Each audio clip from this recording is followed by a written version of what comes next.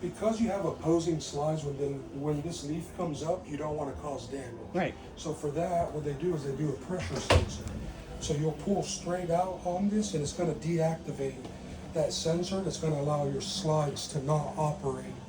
So once you do that, you just pull right up. You're going to have a leaf that comes up for your peninsula, and you pull it out, and there you go.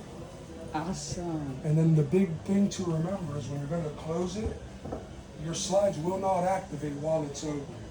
So once you close it, you'll see how it's sitting unflush.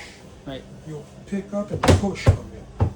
Once you push, it activates that sensor and it lets your slides operate.